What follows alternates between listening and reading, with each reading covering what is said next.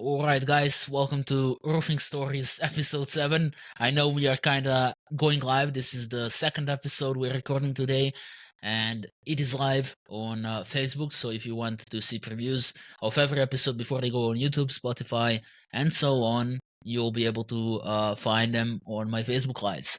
So we are here with new special guests and something that we usually don't do. And our first guest that is actually in roofing product production, which we didn't have a chance to talk to anybody in that supply chain, I would say. We usually talk to roofing contractors and people who are currently in the roofing industry, but it's a pleasure to have you, Joe. And yeah, the title of the episode is How Joe Plans to Revolutionize Roofing Industry and Commercial Roofing. So tell us more about yourself, Joe. Welcome. Sure. Thank you. I appreciate the opportunity to be on your podcast, and it is an honor to be here and to share some information of the passion that I have in my career, which, if you remember the old Godfather movies, it's like he said, once you're in, you try to get out, they pull you back in. That's kind of how I feel about the roofing industry. Is once Just you're when in I it was and out, you're they pull me back in. pull me back in. So So, roofing contractors, they probably quit every other day, but then they get pulled back in because they have that passion to be in the industry. ju- So just one more roof replacement, just one. just one more, yeah. We need one So more. yeah, so a little background is this. I came from a background of kind of marketing, advertising, sales, background. But about 12 years ago, a friend of mine uh, called me up one day and he said, "Hey Joe, man, I'm making all kinds of money over here doing roofing." And I was like, "What are you talking about?" And I knew what roofing was, but I'd never really sold roofing or been involved with a roofing company. I knew like home improvement, things like that. So a hailstorm had hit an area that I was living in. Originally from Tennessee. You probably can't tell by my accent, but I'm originally from the Knoxville, Tennessee area, and they don't have a lot of hail there. So once about every 50 years, you get this huge hailstorm, and that was the one that came. And it was this baseball sized hail and destroyed like a 5 county radius, all the roofs. And so he had gotten on with his company and was basically learning the roof restoration insurance business and was going door to door, knocking on doors, talking to people, and inspecting their roofs. And he said, you got to come over here. You would be great at this." And I was a little skeptical. I was like, man, I'm not going to go knock on doors. Surely there's another way for me to make money besides knocking on doors. So I went and talked with their sales manager, and the guy pitched to me, their company and what they do, and how easy it was, and knocking on doors was certainly part of it. And it was kind of it was a 1099 independent contractor position. So what you got out there and hustled, and you were grinding, and whatever effort you put forth, that's the kind of money you can make. So I learned it pretty quickly. Went out there and started knocking on doors. Being from that area, of course, I related to the people. They were Tennessee people like me, and so they really didn't understand the insurance business that well. So that because they hadn't had to deal with it, and so I would go and knock on the door and say, "Hey, I just want to do a roof inspection. We've had hail. I want to check your roof for hail. If you've had hail, there's a potential that the insurance company would pay for you a brand new roof." So I started doing that, man, and one thing led to another, and I started getting customer after customer after customer. Learned how to do adjuster meetings, met adjusters, begin to get more experience of what I was looking for. Got more experience talking to people. They would refer me to someone else. And I mean, it was true. I mean, I really did start making really, really good money in the roofing industry. And because I had a background, I was a little older at the time anyway than most of the younger guys. So as soon as they had an opportunity for a sales management position, they came to me and said, "Hey, would you be interested in teaching other people how to do this?" And I really enjoyed that. So I said, yeah, I would love to do that. So we built a sales team. The company was growing, it was expanding. And they said, would you be willing to go on the road and help us start other branches of our company? And I said, yeah, I'll do that too.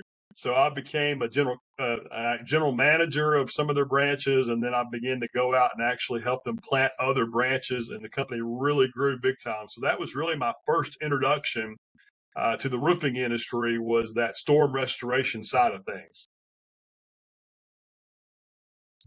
Of course, yeah. So, what would you say is this decision to be? I mean, you said that from what I heard is that the money factor is something that you brought in, that you brought you in originally.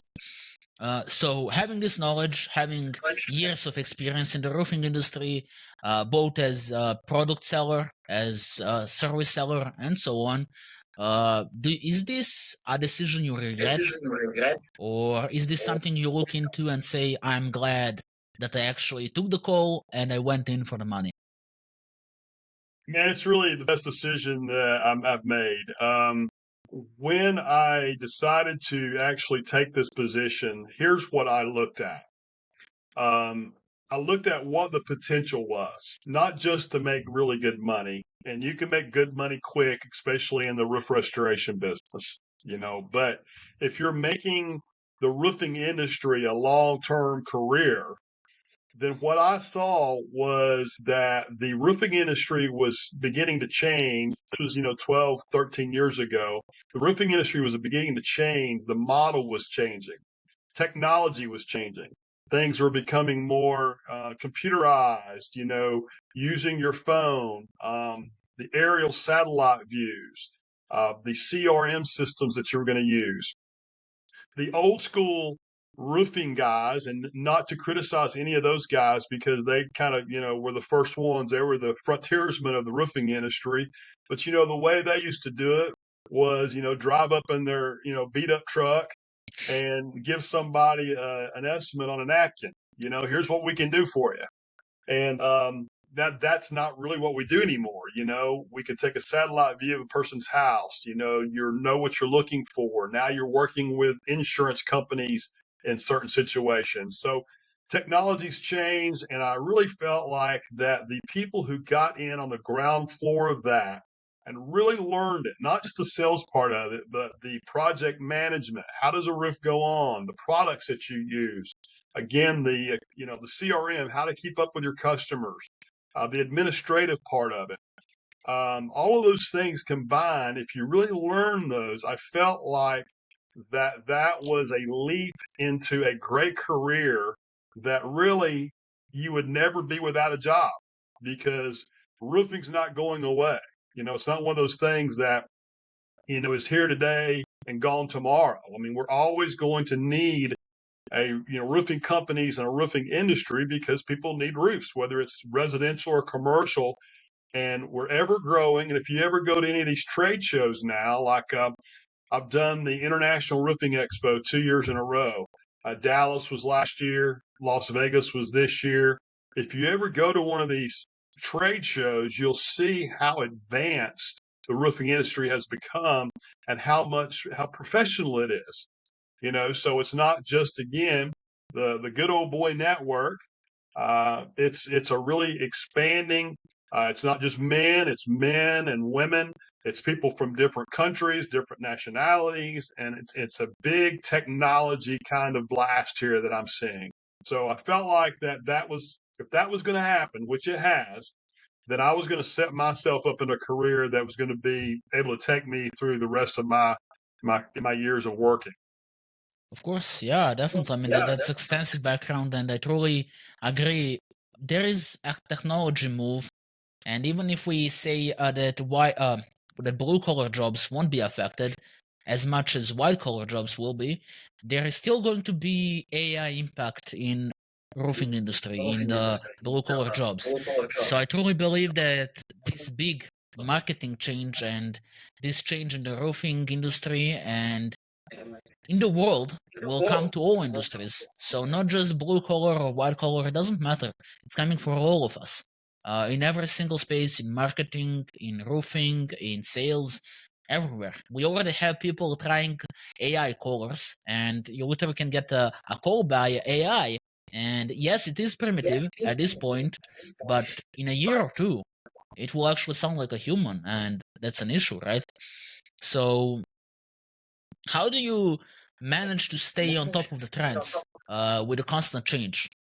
Because, as I say, you Yeah. want to revolutionize the commercial roofing. How do you keep up with the trends and evolution that comes faster and faster year by year?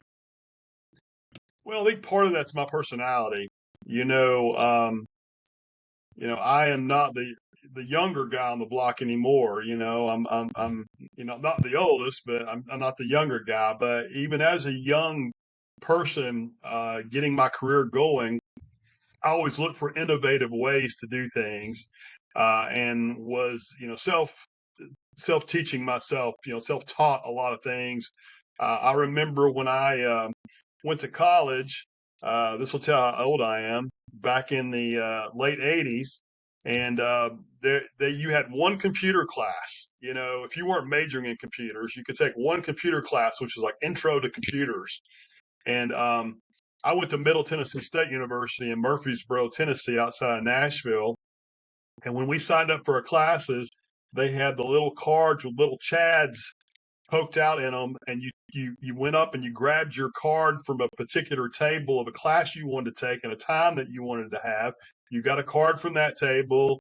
You went over to another table that was teaching a different class. You got a card, and when you were finished, you went and handed those in, and they ran those through their computer, and it gave you a dot matrix printout of all your classes. Well, that's ancient now, right? So I just thought, I'm going to learn everything I can over the years. So that was one thing. So you got to have a passion to learn. You never can stop learning. YouTube, man, was great for me. When YouTube came out, I told my wife I was either going to fix everything in the house or I was going to blow myself up. So I haven't blown myself up. So I've learned to fix a lot of things by just, again, educating myself. We've got more knowledge at our disposal now via the internet and, computers and opportunity to learn than we ever have before. So you take advantage of those. And then, you surround yourself with good people, surround yourself with smart people, surround yourself with people who, have different strengths and different weaknesses. And you learn from people where you're not very strong, learn from others. And maybe they learn from you where they're not strong. And so you surround yourself with good people and associate with good people. And if you want to be a higher level, higher ethical, person, and you want to really succeed in life, I think that you associate with those type of people. That's really a true statement. No matter what you do in life, if you associate with people who are going to drag you down, you're going to go down. But if you associate with people who are going to bring you up, you're going to advance. And that's what I've tried to do along the way in the roofing industry is keep learning, surround myself with people, and never say that I know it all, because I don't. I don't know it all. I'm always learning no matter what my age is. Of course, yeah. I mean, that's definitely probably why you are so successful because you don't allow your age to stop you. And again, maybe this is something a question you don't want to answer, but how old are you? Because you I'm brought it actually, up. yeah, yeah, I'm 58, 58 58. years Well, old. Yeah. yeah, but I guess you take good care of yourself because I know many 58 people who are, when they reach 50, they get children. They're like, ah, man, it's fine. I won in life. I can let myself go. But unlike others, I think you take a good care of yourself, which is definitely why I think you'll last longer, and this is why you are still in the industry. But maybe that comes from being a seller, because if you want to sell something, you need to look professional. You need to look like you need to demand authority by your looks. All right, and maybe that comes from that, or maybe I'm mistaken. Well, I agree with you. I think that, there's something about some people, have a great career, but then they let the other part of their life go, whether that be your health or what kind of shape you're in, what you abuse or what you don't abuse, not judging anyone.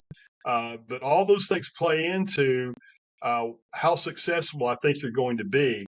And you've got to have, a sharp mind, no matter what age you are. And there are things that can cause you to have a foggy brain, and there's things that can be more clarity to life. And so, whether I'm at home or whether I'm at work, whether I'm with my wife, whether I'm with my kids, which my kids are adults now, you want to be sharp and you want to be energetic. And so there are things that you really have to do intentionally to have that healthy balance. And if you want to have a long, enduring life, we never know how much time we have here, but we certainly don't want to do anything to take away from that. So I've tried to do that. I mean, I'm not perfect by any means, and I have a good supportive, spouse who's the same way. I mean, we have, like thinking in that manner. And again, associate with people who are like that as well. And that's kept me motivated. I do a lot of reading. I do a lot of, again, listen to podcasts. I listen to Audible books. And I'm always trying to learn things. So that keeps you, I think, going. And, always communicating with people. That's one of the things throughout my life that I've found that has been a successful part is, you can always communicate with different types of people. They don't always have to be like you. You can learn from people. And I've tried not to burn bridges, and I've tried to learn from people. Even when I've left companies, I've tried not to be an enemy to that company. Hey, I'm leaving, I'm going to a different avenue of life, but hey, I want to stay in contact if we can. You never know when those roads will cross again, especially if you're in the roofing industry. You never know when you might be able to help those people or they might be able to help you. So I try to keep that philosophy of life going in my career. Yeah, definitely. So, because your extensive knowledge in sales, what is the biggest sales advice you have to other roofing companies and other roofing salesmen? What is your biggest sales advice to all of them? Yeah, training. Hmm. You got to train your sales team, and you got to continually train them, and you got to continually, I think I don't think if you get the right people, the right sales team, you don't have to really motivate them. They should be self motivated, right? The right team should be self motivated. But what you have to be careful of is don't demotivate them. Don't do things to, uh, bring their energy down. And I think sometimes companies or working with sales team, they do things that demotivate people instead of continually to give them energy and give them tools to do their job. So training the right tools to do the job, opportunities to sell, let them go to training events, train from others. But training and having a really good chemistry of a sales team, almost like I don't know if you're a sports fan, but I'm a huge sports fan.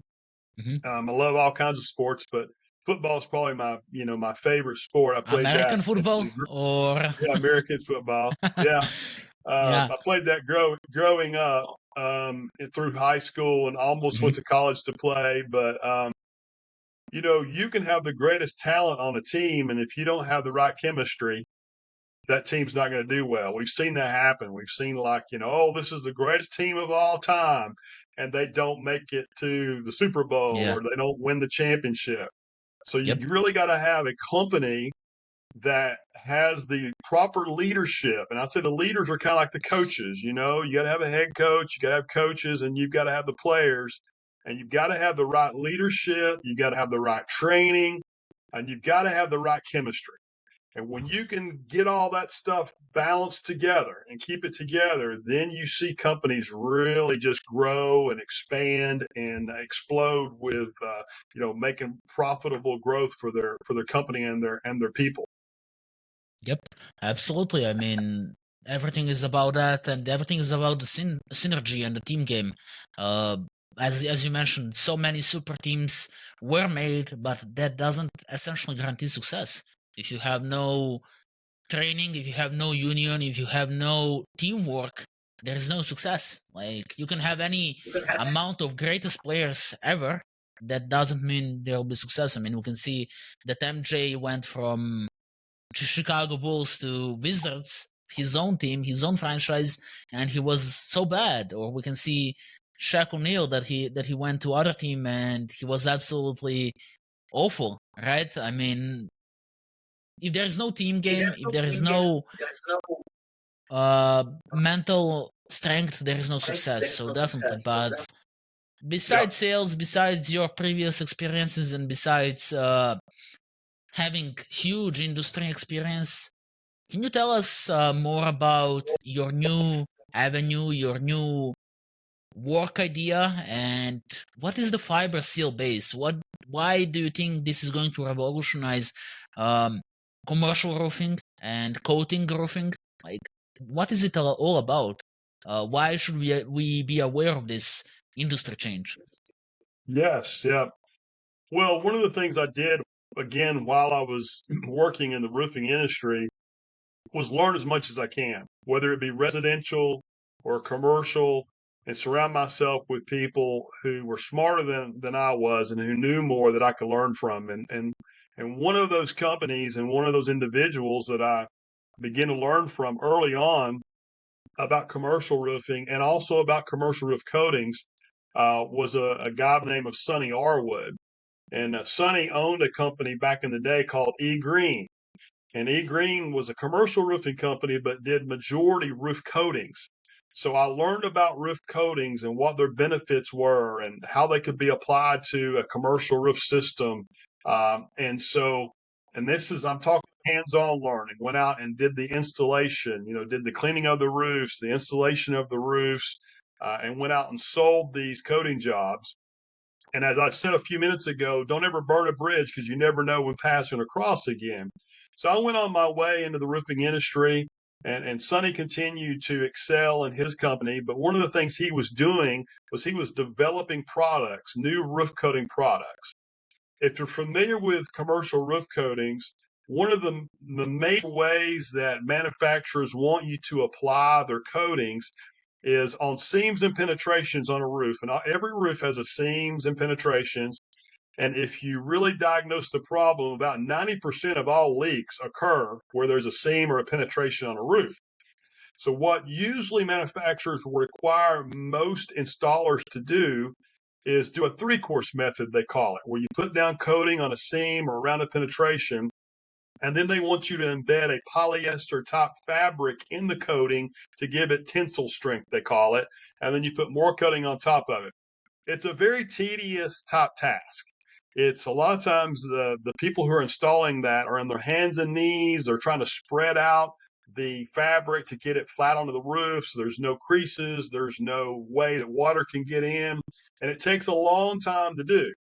But Sonny was actually developing a product where there was no need for that three course.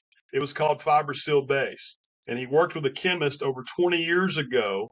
And this chemist actually was a chemist who worked with a variety of manufacturers across the world in developing products. So they began to develop a product. He had an idea.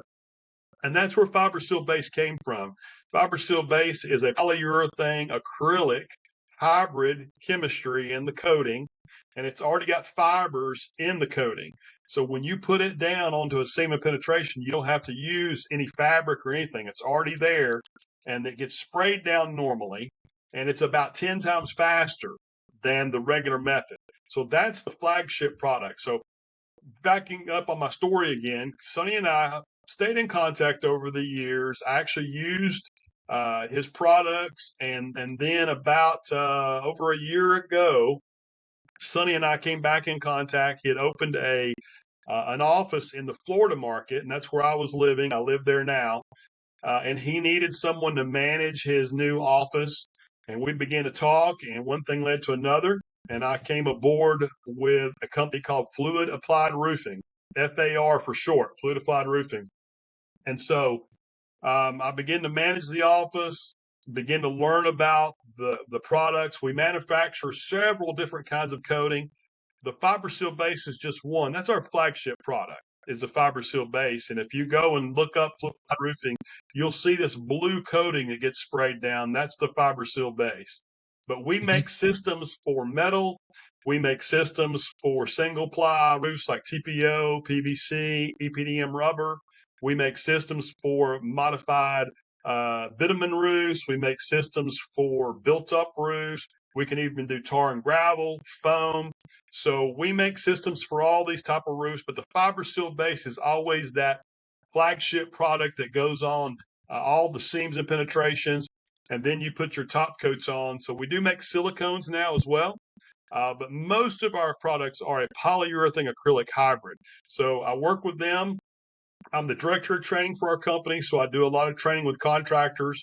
We work directly with contractors. We don't have a middleman, so we're not being distributed by anybody else. We go straight to the contractors, and they go out and bid on jobs. We help them with that. We give them material costs. We give them support. If they need sales support, we help them in that avenue. But to tell you a little bit about coatings, roof coatings, the commercial roofing industry worldwide is about $4.4 billion right now. Roofing Contractor Magazine came out with an article about 2 months ago. It was talking about the roof coating market. The roof coating market is the fastest growing segment of commercial roofing. And in 10 years, it's going to double in size. So it's going to go from 4.4 to about $9 billion if they're correct in their research and predictions in the next 10 years. So that just shows you that roof coatings are becoming more and more popular, and the technology is creating better and better and better products. So that's one of the things that our company really takes pride in, is we really do a lot of technological research and testing and advancement in our coatings. But that FibraSeal base is a game-changing type product for most contractors, saves them a lot of time. It's an easier application, and it is a quality, durable product. One of the things you look for in roof coating products is the elongation, because commercial roofs will move, especially like if you're talking about a metal roof. It moves, it contracts and expands. So you have to have coating products that will contract and expand with the roof to keep them from cracking. And so the FibraSeal base has 500% elongation factor, which means it once it cures, it stretches. So another thing about roof coatings is once you put them on, they became a monolithic membrane on that roof. So again, we're talking about most leaks happen where? Seams, penetrations. If you have a monolithic membrane on a roof, you have no seams or penetrations. So you're leak proofing that roof. So really that FibraSeal base and the products we're developing at Fluid Applied Roofing and working hand in hand in those relationships with contractors is really starting to grow our business. We're expanding like crazy. We're nationwide now, and we're actually getting ready to go into other countries as well. We're having those conversations. I have those conversations about once a week now.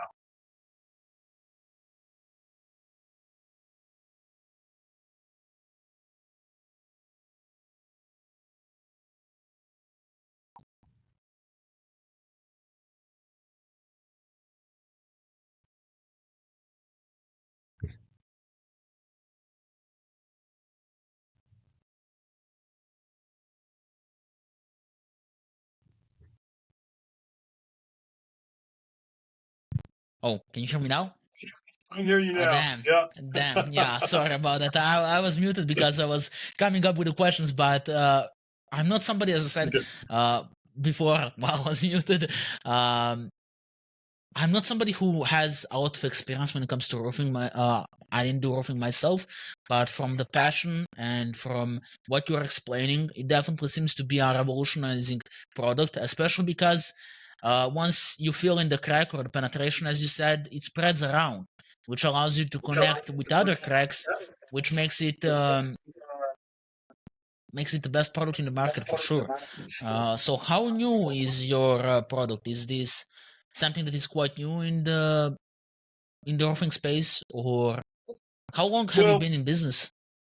Yeah, so we have been in business. It went to market about 10 years ago. But our owner had this chemistry and the chemical makeup of this product 20 years ago. So he began to use it on when he was still a contractor, he used it on his own projects before he even went to market with it, testing it, making sure it was going to work properly. So a little over 10 years ago, the company was formed, Fluid Applied Roofing. We went to market with it. And then over the last 10 years, we've really grown, especially the last 5 years. We've expanded as a company. We've added several different members of our team. We now, again, opened another location here in Florida. And we look to probably double in size this year. We're developing new products. We've got a FibraSeal caulk that we've developed that's going to get ready to hit the market. It's a low temperature type product to where if it's really cold, if you're in a colder environment, you can use this product and it's not going to freeze on you, and you'll be able to use it on roofs as to do a lot of repairs and things like that. If you have a customer that has a leaky seam or a leaky penetration, and it's freezing outside, you can still use this product and go outside and be able to apply it. We also have developed what's called a waterborne silicone. Most silicones are not waterborne. So when you apply silicone, normally if you're spraying it, and that's what a lot of these contractors do, is they spray these through a spray rig. And if you spray it, usually you have to have a separate rig for silicone because of the makeup of it. You can't use it in the same rig as you do your other acrylic products. But this waterborne silicone, we call it a FibraSeal, can be actually sprayed to the same rig as your acrylic products, and it has a 700% elongation in it. Just happen to have a sample of it right here, and you can tell how it stretches. And so it's moving. When this gets on a roof, it's going to move with the roof, and 700% elongation, which is unheard of. So we're excited about our new products as we're expanding. And we're working with contract. We have contractor training. We do a contractor certification for our contractors. So we just don't give them a product and tell them to go out there and put it on. We actually train our contractors and certify them on how to apply our products so that they can offer 10, 15, and 20-year warranties to their customers. So that's important as well, is that we have these contractor trainings about once a month, once every other month. They're always full. We have people trying to get into the training because they want to learn how to use our product. And then we have contractors all over the United States who are applying our products to commercial roofs. And if you go and look up Fluid Applied Roofing, social media, or look it up on YouTube, you will see all kinds of videos, because one of the things we try to do too is really take advantage of that social media platform to get out Yep. there and do a lot of videos. And I try to do a lot of videos myself and a lot of posting myself on social media. Hmm. Yeah, I mean, social media is everything, and as we move forward, you already said it is important that we stick to the trends and be part of these trends. So, why, besides all of these reasonings, how do you think that commercial roofing industry will change in 10 years? I know you mentioned that you saw the article that roofing coating will increase or double in size in the next 10 years. So, do you think this article that you saw is backed up with some research, or why do you think it will double in size in 10 years? Yeah, well, I think it is backed up by research. I mean, there are quite a few different companies who, they research and see what kind of products are going to technologically advance, what kind of products may not advance, what trends in the industry are going to be popular, ones that may, decrease. About 20 years ago or so, TPOs came on the scene. And TPOs are a great roofing system.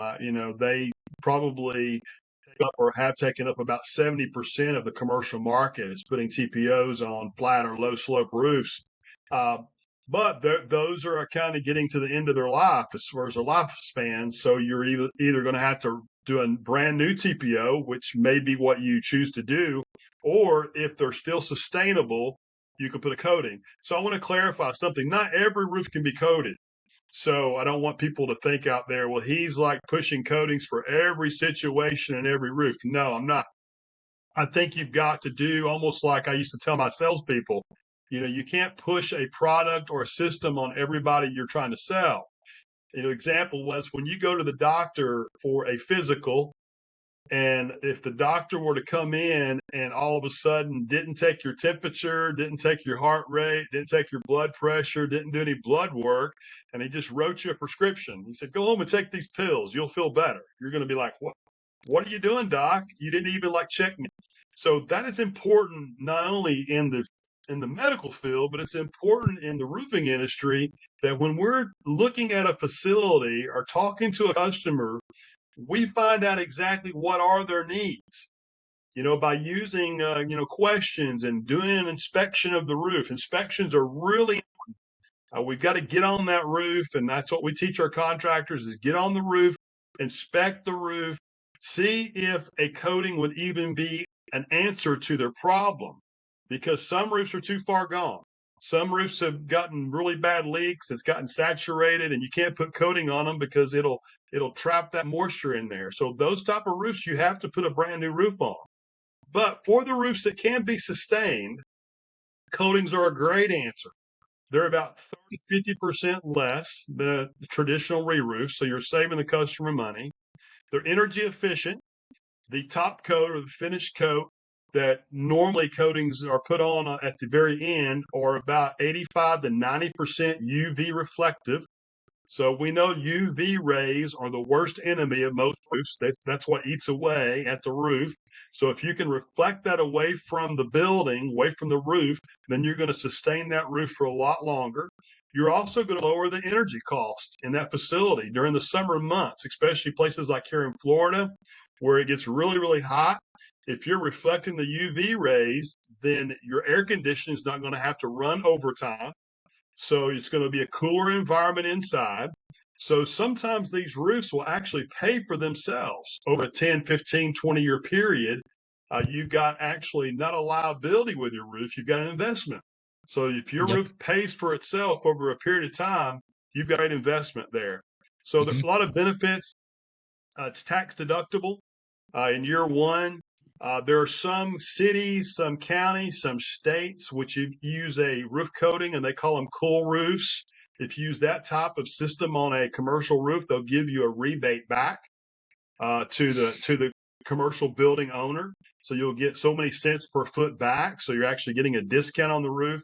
So you have lower manpower. It doesn't take as many people to do coatings. You're not doing tear off of the roof, so you're not filling up the landfills. You're not having to bring in dump trucks. The logistics are not as complicated. You're doing a roof coating system. So there are a lot of benefits that can be explained, and you can educate the building owner, and they can make an educated decision based off your analysis. And that's what we're teaching our contractors, and that's what we're teaching people about roof coatings. And Yep. those are some of the reasons that it's going to continue to grow and expand. There are some cities across the United States where you can't put a new roof on a commercial building unless it's an energy efficient roof. So if you Mhm. go to California, you're going to have to put energy efficient roofs on commercial buildings. If you go to the city of Boston, you've got energy efficient roofs on buildings. So I see this happening more and more and more across the United States. A lot of our European countries and people like that, actually, they've been doing this for a lot longer than we have, putting energy Yep. efficient white roofs. Some of Mhm. those places even put white on their streets because we know that the streets can be absorbing the heat or they can be reflecting the heat. So Yep. there's all kinds of scientific research that goes into this as well, not just Yep. gibberish about a roof coating. There's a lot of Yeah. scientific backing and research in it as well. In Europe, for example, they are really pulling this idea of efficient roofs because, as you know, big cities get very hot and they warm up during the day. and at night they just release all this heat, and it gets very hot. And what most European countries are really pushing for is you have all these big residential and commercial buildings having their roofs literally turned into parks to have energy efficient roofs, and it's a must to have because it's getting too hot. And I definitely see where US is going with that, and I think it's definitely a good idea. But many people, when it comes to utilizing new technologies, think that utilizing a new technology is most likely more expensive. So how does FibraSeal base compare with, let's say, something that is now mostly used in commercial roofing industry? Why would of course, there are so many benefits that you mentioned, and I agree they are very good. But ultimately, when it comes to moving to a different product, to a different way of doing things, how does it compare in price? How Now, pricier or how more expensive your solution is to a normal other solution? yeah, it's actually really competitive. Making roof coatings and the chemistry of that, the research certainly doesn't. It's not cheap to do all that research, but the makeup of the coatings, once they're developed and you're selling it to the contractor or to the building owner, it's very competitively priced. Um, and another thing is that I said this a few minutes ago, our FibraSeal base allows a contractor to do the roof quicker. So you're not losing quality. A lot of times people say if you're doing it quicker, you must be you're not the same quality. Well, that's untrue. We're not talking about that. We're still talking about doing the same quality or better quality, but you're able to get a job done quicker. So if you're a contractor, what are you trying to do? You're trying to make more profit dollars for your company so your company will grow, right? And how do you do that? Well, you maximize your amount of money you're making on that project, and you're lining yourself up to where once you're finished with this project, you're able to move on to another project. You're able to move on to another project. What costs you the most money as a contractor is when you have to have a huge labor force to do a job and you're camping out at that project. So you've got Yep, 10 guys on a roof and you're there for 6 months. Well, guess what? That's cha-ching. That's costing you a lot of money. So with roof coatings, you're able to get in and out. Now, the bigger the roof, the longer it's going to take, of course. But compared to having to do a traditional re-roof, it's a lot faster. It's a lot more efficient. Again, less people, and you have a competitive price. Generally, again, if a building owner or company is comparing a roof coating system to a traditional re-roof, then you're usually going to be 30 to 50% less for a roof coating system. of course. So let's say somebody wants to try your systems because they're impressed by your knowledge, just like I am. I mean, I apologize, but I don't really know much about commercial roofing, but from what I'm hearing, it all makes sense and it's extremely beneficial product. So maybe I should have asked this before the podcast episode, but is there maybe an offer that you guys could make to somebody who is watching this podcast and wants to try your product? Is there any offer you could maybe make to them so they actually try out the product and see if they like it? Or this is something you're not allowed to say? Well, I mean, as far as an offer, what I would offer them is first of all, just let's have a conversation, and let me get on a Google Meet call with them and show them some things or invite them to a contractor training. We certainly can give them some samples to try. Um, but one of the most important things is let's engage in a conversation first. And you can always reach out to me on social media. I'm on TikTok. I'm on Facebook. I'm on Instagram. I'm on X, which is formerly Twitter. You can reach me. My email's pretty easy. It's Joe. My name is Joe, Joe, at fluidappliedroofing.com. So Joe at fluidappliedroofing.com. I'm also known on a lot of the social media as Renaissance Roofing Dude. So you can look up Renaissance Roofing Dude, and you can probably find me on a lot of those things. So I would say the offer is let's reach out and have a conversation first. Let me Let me tell you more about our product, more about our company, and not just being a company that sells products. But here's a phrase, and I stole this phrase from some other person, so it's not my original phrase, but I really like it and Hmm. I use it a lot. Most It seems like most people who sell something to someone, whether it be a manufacturer selling to a consumer, a roofing manufacturer selling to a contractor, most of the time that is a transactional relationship, right? So you call me up or you email me, I need X amount of your product, and I say it's going to be X amount of money. So you pay me the money, I ship you the product. Well, that's still true. But the companies I think that will succeed and really grow are not the ones that are transactional, but the ones who have a transformational relationship. What I mean by that is we care about our contractors, right? If you're a contractor, we want your business to grow. We want you to have all the knowledge of how to do these jobs. We want you to know the good, the bad, and the ugly. We want to work hand in hand with you. There's lots of times we actually go out on site with you as a contractor and show you things about it. So that's one of the things that we really pride ourselves on, because a lot of us come from that side of the industry. So not only do you get our product, but you get the experience of our team. You get that transformational type relationship where we want to help your business to grow. Because if you're not growing, what good is our products, right? So that's what my offer would be: is let us help your business be transformed by new technology and the knowledge we have about roof coating in this world today. Yep, definitely. I mean, that's a good offer, and I definitely recommend anybody who is in commercial roofing to reach out to you. And there is a thing that I took from the Diary of the CEO by Stephen Barnett. Maybe you watched the podcast, maybe you saw it, or maybe you did not. But everything or something he does at the end of every episode is he asks the guest to ask a question to another guest.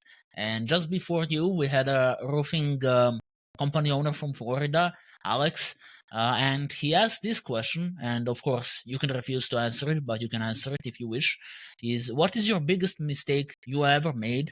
And if you could, what would you do and how would you deal with it now? Um, I think biggest mistake, and if we're going to be honest, we make a lot of mistakes in life. That's Of how we course, yeah. learn, right? Um, I think the biggest mistake in the very beginning, I think, was letting the money aspect of the potential of being in the roofing industry drive some of my motives. Like, this is a great opportunity to make money. And that's a mistake, because not that money is bad. I mean, money can do wonderful things. Um, but if you let the money drive you, then you're going to, number one, I think you're going to burn out, because it's just going to make you burn out. I mean, because it's really about the people, right? Whether it's the people you're working with on your team of your company, or whether it's the people that you're serving as a contractor or as a manufacturer. So what I try to do now is I let the people drive me, the passion of the people drive me, and not the money. But that was a mistake in the beginning, and that's really pushed a lot in the roofing industry too. I mean, is how much money you can make, how much money you can make. And so that really draws a lot of people in, but I think I've seen a lot of people burn out. A lot of people make mistakes because of just letting the money part drive them. It's got to be your passion for the people. Yep, for sure, for sure. And what would be the question that you would ask our next guest? Yes, I think I would go back to that phrase that I used earlier, and it would be this: how are you letting your business transform your customers? Mhm, Whether your mhm, customers are homeowners or building owners, or whether your customers like mine are contractors, how are you mhm. letting your business and what drives your business actually transform those customers? Absolutely. Yeah. Okay. So it was pleasure to have you on, Joe. And I truly believe that your product and the product you believe in and work for will transform the commercial roofing market. And I will definitely recommend it to my clients, and I would definitely recommend it to Robin if he happens to see this episode, because Robin has a big company, Trust Roofing, and he does a lot of commercial work. So Yeah. I think your product is definitely something that we'll be seeing in 10 years' time. And I definitely believe it will be one of the biggest. So, yeah, thank you for being part of the show. Hopefully, you enjoy the podcast. Hopefully, it was a good experience. That's all I can say. And definitely check out Joe Lambert. Reach out to him. Talk to him about his product and FibraSeal base and his company, because from what I heard, I truly believe it's something that will change the industry and something you should check out. And yeah, tell Joe that you're coming from Roofer's Edge and Roofing Stories podcast. So yeah, thank you for being part of the show, and we can definitely run back next time. Thank you so much. It was an honor being here. It's a pleasure being able to speak with you and to share my passion about roofing and especially about roof coating. So, again, thank you so much. Yeah, thank you. Yeah, thank you. Okay, we'll end